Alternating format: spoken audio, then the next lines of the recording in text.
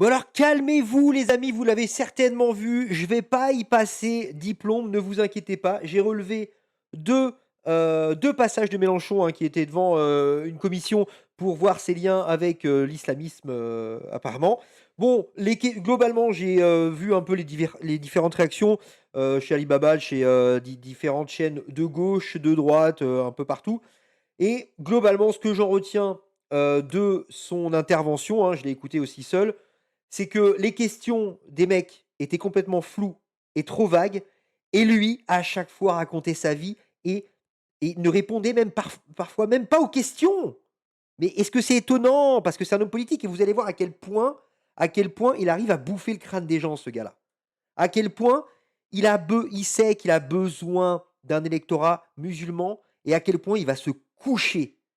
Vous allez voir. Ici, le premier passage que je vais vous passer, il doit répondre à la question du voile sur les enfants. À titre personnel, je considère être un humain normalement constitué.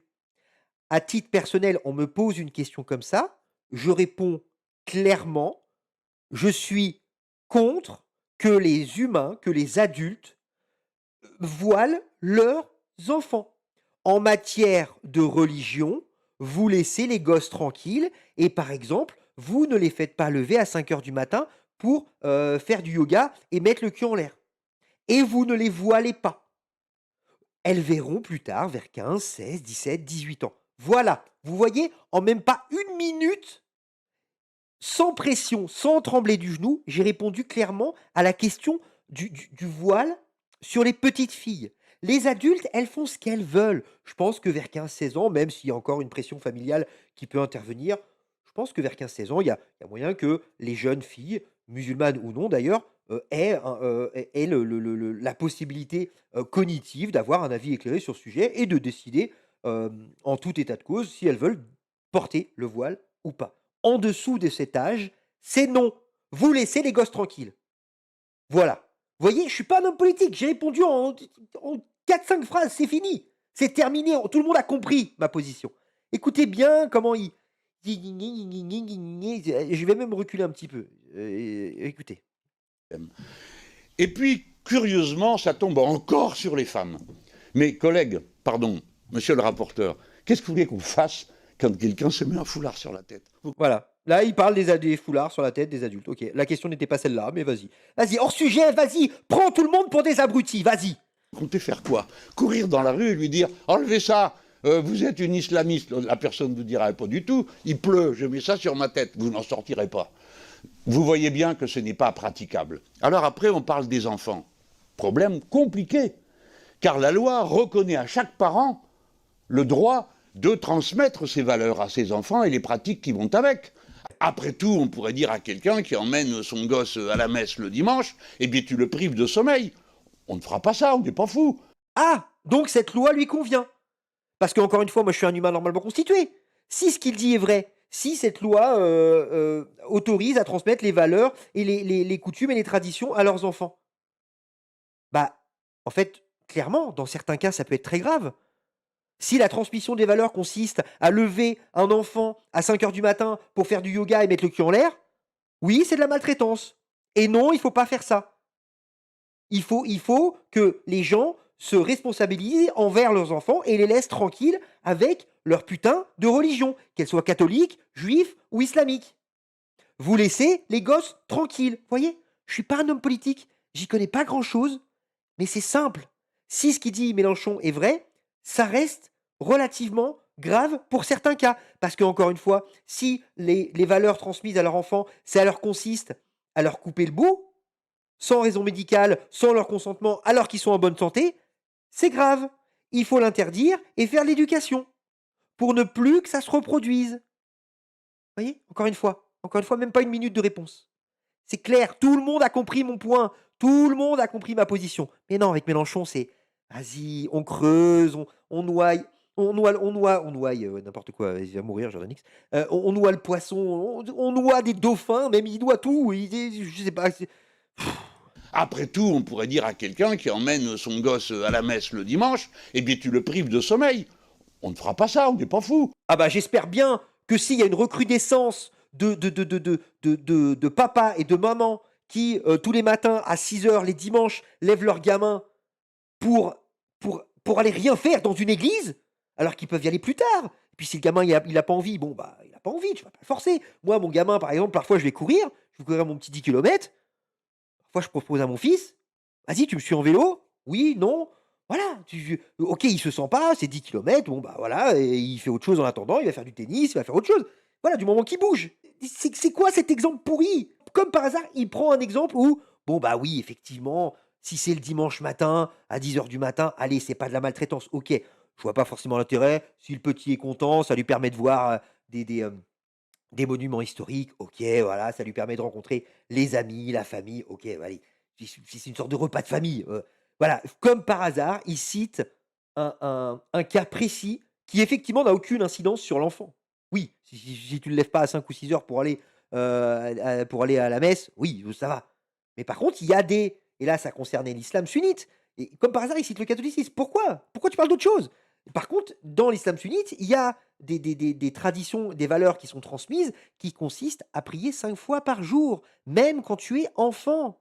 Et j'ose espérer que dans les familles musulmanes, ils laissent les enfants tranquilles. Je ne le sais pas. Mais en tout cas, quand tu ramènes ça sur la politique, il faut être capable de le condamner fermement et clairement. Que s'il y a des dérives, il faut l'interdire, le condamner et éduquer pour pas que ça se reproduise. Bref, écoutez-le encore continuer sa merde là. Les parents transmettent leurs convictions. Et à propos du voile, je me suis posé la question, moi-même, c'est quoi ce truc? D'abord, est-ce que c'est une obligation? Non, ce n'est pas une obligation. Encore une fois, hein, la question est le voilement des petites filles. En 1 minute, en début de vidéo, je vous ai répondu. Et lui, il parle sur le voile des adultes, d'obligations, de... Pourquoi je dis ça? Parce qu'il y a des obligations.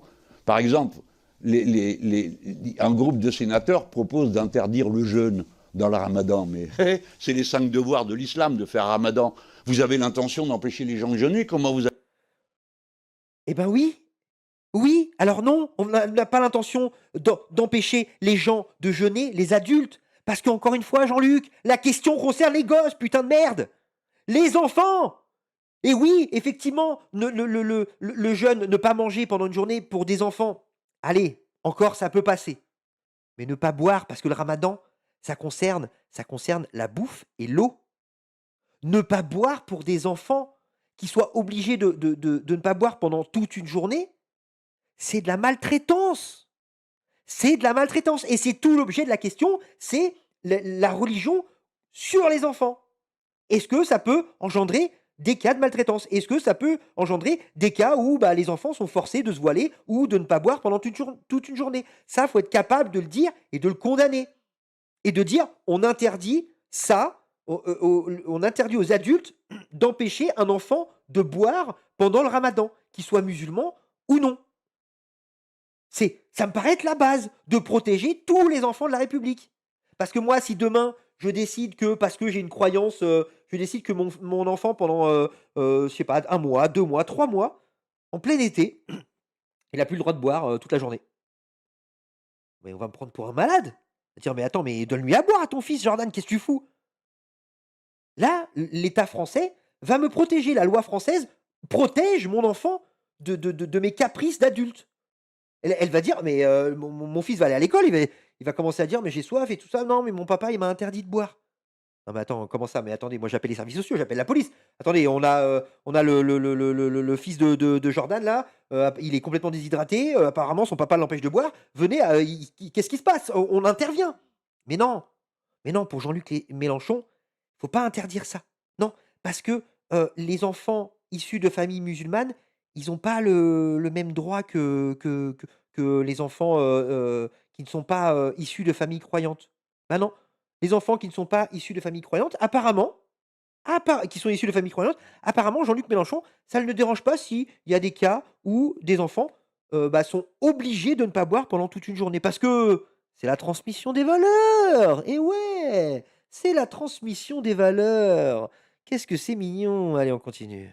Vous allez faire. Personnellement, je pratique le jeûne intermittent, ça n'a rien à voir avec le ramadan. C'est ramadan toute l'année. Justement, on s'en fout! Tu es un adulte et on parle du jeûne intermittent.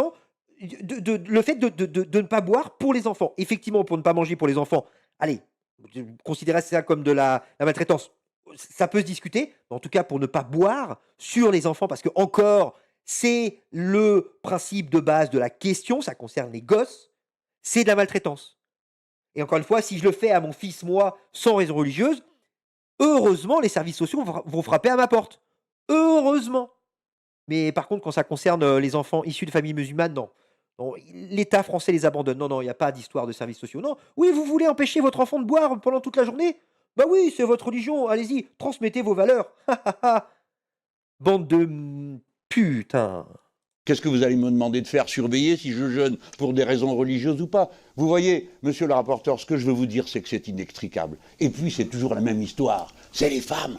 Elles mettent un voile, elles ne doivent pas faire ci. J'ai donc posé la question à une de mes amies, croyante, musulmane, qui fait ses 5 prières, ce qui est un exploit. Il faut se lever à 5 heures du matin pour faire la première prière.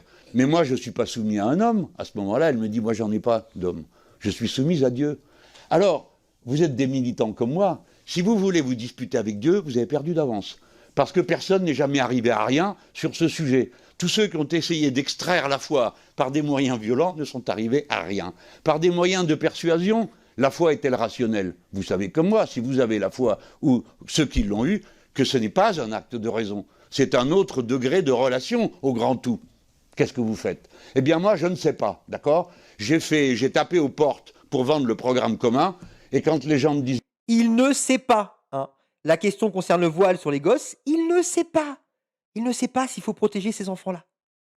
c'est très bien tout ce que vous nous dites, c'est bien, vous y croyez, mais vous êtes alliés avec des communistes qui ne croient pas en Dieu, nous on ne vote pas pour ceux qui ne croient pas en Dieu. Merci. Qu'est-ce que vous voulez que je leur dise? Eh bien rien. Alors on passe à la porte Merci, suivante. monsieur Mélenchon. J'ai pas fini. Attendez, je prends J'ai juste un une mot à question vous de, dire. vous avez pas la dire, mais Je vous en question de prie. méthode. Je sais que pour tout le monde, on a une audition avec le garde des Sceaux à 15h30, donc je Ah non, souhaite c'est pas que- moi le pire alors, je- président. on n'a jamais dit ça, monsieur le ministre. Et donc, qu'on ait le temps, à la fois le rapporteur pour se poser ces questions et vous invitez effectivement à ce qu'on soit dans un format un peu plus compact. Je vous en prie pour le dernier mot. que Je vous voulez termine ajouter. sur mon format compact. Je vous lance le défi, monsieur le rapporteur, pour que vous soyez dans le même embarras que moi pour trancher des questions de cette nature. Il est embarrassé, hein. Pour protéger les gosses, il est embarrassé, hein. Vous me parlez du voile. Et des enfants à qui l'on met un voile. Oh, ça y est, au bout de 10 putains de minutes, il parle de la question. Bravo, bravo, bravo Mélenchon. Bravo mon petit, c'est très bien, bravo, c'est super. Allez, on l'écoute, c'est rigolo. De cette nature. Vous me parlez du voile. Et des enfants à qui l'on met un voile. Et que dites-vous de la circoncision? Elle concerne des jeunes enfants qui on ne demande pas leur avis. Moi, là, je l'aurais stoppé, Mélenchon. Je l'aurais stoppé. Je lui dis, ah, vous me posez la question à moi? Eh ben moi, je vais pas faire un putain de tunnel de 15 minutes et je vais vous répondre en 1 minute top chrono concernant les gosses. En matière de religion, vous laissez les enfants tranquilles, vous ne les voilez pas et vous ne leur coupez pas le zizi. Vous mettez en place une interdiction qui empêche les parents de mioler l'intégrité physique des enfants sur le sol français. Vous mettez en place cette loi-là. Vous faites un maximum d'éducation dans toutes les écoles, à tous les niveaux scolaires, à partir de la primaire, le collège, le lycée, à la télé, dans les journaux, sur des affiches, partout. Et surtout, et ça vous le mettez bien en avant, interdiction, éducation, et surtout, vous mettez bien en avant que si les mecs se barrent dans un autre pays pour faire ça sur leur gosse sans raison médicale, sans le consentement du gamin, et je le répète, sans raison médicale, s'ils font ça dans une cave en France ou dans un autre pays et qu'ils reviennent, l'État peut porter plainte contre eux. Et le fils également, leur enfant, arrivé à 18 ans, pourra également porter plainte contre eux. Comment on fait pour savoir ça? OK. Oui, très bien. Bah, nous, on a rendez-vous chez le médecin. On a rendez-vous chez le médecin, on est des familles musulmanes. On va voilà, pour un petit bilan, notre fils a 10 ans. Alors personne ne le sait, mais quand il avait 6 ans, vu que c'est interdit en France, on a été au Maroc le faire ou on l'a fait dans une cave, peu importe et du coup, personne ne le sait. Mais là, on a rendez-vous chez le médecin, voilà, généraliste et puis on va voir un peu comment ça se passe. Le médecin généraliste consulte le gamin et voit mais: «Ah mais il a été circoncis votre enfant, madame? Comment que?» Qu'est-ce qui s'est passé? Il a eu un problème de santé? Très bien, oui, il a eu un problème il a pas comment ça, il a pas eu de problème de santé ou pourquoi vous l'avez fait circoncire? Ah! Très bien, très bien. Non, non, mais écoutez, très bien. Bonne journée, messieurs, dames. Par contre, il me faudrait quand même une preuve, un document qui atteste qu'il y avait une nécessité médicale pour circoncire votre enfant. Est-ce que vous l'avez? Ah non, vous l'avez pas? Ah! Ah bah, écoutez, moi, je suis désolé, je dois prévenir les services sociaux, madame, et puis ça va se finir au tribunal. Ça va se finir au tribunal parce qu'en France, je suis désolé, madame, mais en France, on laisse les enfants tranquilles. On ne leur coupe pas le zizi sans raison médicale et sans leur consentement. Voilà. Et à partir de, je sais pas, 16, 17, 18 ans, ouais, bah, on autorise. Si les gens veulent, une fois qu'ils sont adultes, ils veulent se couper le bout, qu'ils se le coupent. C'est pas mon problème. Juste laisser les gosses tranquilles. Voilà. C'est clair? C'est clair. Voilà, je peux pas être plus clair. Voilà ce que j'aurais répondu à ce. Ah, j'en peux plus, j'en peux plus. Elle est présente. Et là, il Et pense qu'il a, des enfants. et là, il pense qu'il a plié le game. Il pense qu'il a plié le game en retournant la question au gars. Mais il a de la chance de ne pas tomber sur des gens comme nous qui avons les armes, qui savent, on sait de quoi on parle, et surtout, on a l'habitude des débats, et on sait ne pas se faire embrouiller. Et ces gens-là qui sont face à Jean-Luc, ils sont nuls. Ils sont nuls. Enfants à qui l'on met en voile. Et que dites-vous de la circoncision? Oh putain. Elle concerne des jeunes enfants qui on ne demande pas leur avis. Elle est présente dans 2 religions. Et maintenant présente dans les mœurs des gens qui n'ont pas de religion. Oui, bah on interdit ça sur les gosses, terminé. Interdiction, éducation, possibilité de déposer plainte pour l'enfant envers ses parents plus tard s'il se rend compte qu'ils ont fait ça. Et surtout, l'État se réserve le droit de déposer plainte contre les parents. Terminé. Mais qui considèrent que c'est une bonne chose de le faire. Personne ne pose jamais la question. Ça, c'est pas un problème. Les voiles sur la tête des filles, oui, c'est un problème. Voilà. Et là, la réponse est toute simple. Les deux, c'est de la merde. Juste, on laisse les enfants tranquilles. Et la circoncision. Il y a des gens pour qui c'est un problème, qui disent c'est une maltraitance. Comment allons-nous nous sortir de ça, monsieur? Il y a des gens pour qui ils disent c'est une maltraitance. Non, c'est pas il y a des gens. C'est le Conseil de l'Europe depuis 2014 qui considère que cet acte sans raison médicale, c'est une violation de l'intégrité physique de l'enfant. Alors comment on fait? Je vais vous le dire. On l'a déjà fait, on l'a fait pareil pour l'excision féminine. On le fait. En France, c'est interdit. C'est interdit. Et les gens qui se barrent ailleurs pour faire exciser leurs filles, leurs enfants, quand ils reviennent en France, ils se soumettent à des fortes peines. Alors, je ne sais plus, mais en tout cas, la loi s'autorise comment on appelle ça? À s'occuper d'eux juridiquement. Si on se rend compte qu'il y a des adultes qui vivent en France, qui partent dans un autre pays pour exciser leurs filles et pour revenir en France, la loi se charge de ces gens-là. Et il y a plein de campagnes de prévention qui sont faites. L'excision est interdite en France. Les campagnes de prévention sont là, peut-être pas aussi efficaces, en tout cas en Île-de-France, parce que c'est là où il y en a le plus. Il y a des campagnes de prévention qui sont faites et c'est interdit. Je vois pas pourquoi on ferait pas la même chose avec la circoncision. Je vois pas pourquoi. Le rapporteur, monsieur le président, comme je suis là, je ne sais pas vous répondre. En tout Mais cas, si vous vous aurez avez les- des lumières, n'hésitez pas à nous les donner. Vous aurez On en a. Je viens de les dire tous.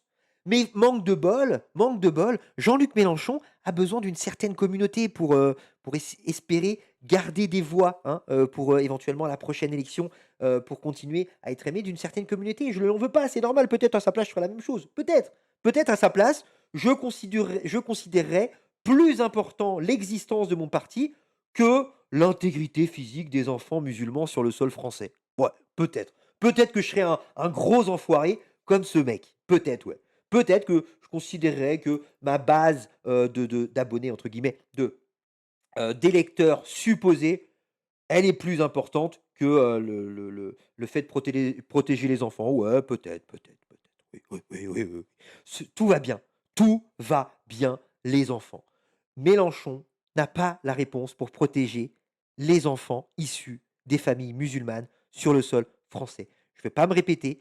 Les solutions, je vous les ai données. J'ai été clair. Et un homme politique de cette envergure-là, concernant les enfants, n'a pas été foutu de répondre clairement à ces questions. Pas foutu. Et ça me tue quand je vois que l'écrasante majorité des gauchistes, des pas du ring, je sais pas, j'ai vu plein de vidéos de mecs de gauche qui se disent de gauche, qui sont en extase devant ce qu'a fait Mélenchon. Il a plié le game. Alors aujourd'hui, apparemment, plier le game, ça signifie ne pas être capable de prendre position pour la sécurité des enfants. Bravo les gars, bravo, excellent. Je vous vomis des 2 mains.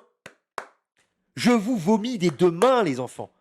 Mais cette gauche-là, tout ce que je viens de vous dire, ça ne peut pas rentrer dans leur tête. Parce que pour eux, oh là là, on va interdire aux musulmans de couper le zizi de leur enfant, mais ça serait islamophobe. Aïe aïe aïe. Et puis Mélenchon, il va perdre des voix. Aïe aïe aïe. Ah non, non, non. On préfère ne pas trop s'occuper de la sécurité physique des enfants issus des familles musulmanes et juives. Aïe aïe aïe. Je suis désolé. Je vais le redire, je sais que ça n'a pas plu à certaines personnes. Je le dis, c'est une expression. Je le dis aussi à mes potes. Mais les gens, allez mourir. Allez tous mourir. Ce qui veut dire que ça suffit, quoi. Arrêtez vos conneries. Ouais, on est là, on critique la religion, on critique l'islam, ouais, c'est rigolo, on passe des bons moments. Mais là, on parle d'enfants. D'enfants sur le sol français. Tu- Et l'autre qui est pas capable de répondre à la circoncision, qui rétorque ouais, mais la circoncision, vous dites quoi? Et genre, il a plié le game. Mais on a la réponse, nous. Mais putain, tu t'adresses à des gens qui connaissent rien. Ils ont pas l'habitude de tes putains de questions rhétoriques. Ils ont pas l'habitude du noyage de poissons. Et ça me fume. Et ça me fume. Et le jour où des gens comme Mélenchon seront face à des gens comme moi, ou Ali Babal, ou Jack, ou Amir, ou des gens qui sont rompus au débat et qui connaissent toutes les ficelles, sur la religion notamment, et sur la protection des enfants, il va passer un sale quart d'heure, le mec. Il va passer vraiment un quart d'heure compliqué. Bon, je m'arrête là, hein, les enfants. Et toi, mon petit bonhomme, t'en penses quoi? Voilà. Allez, bisous.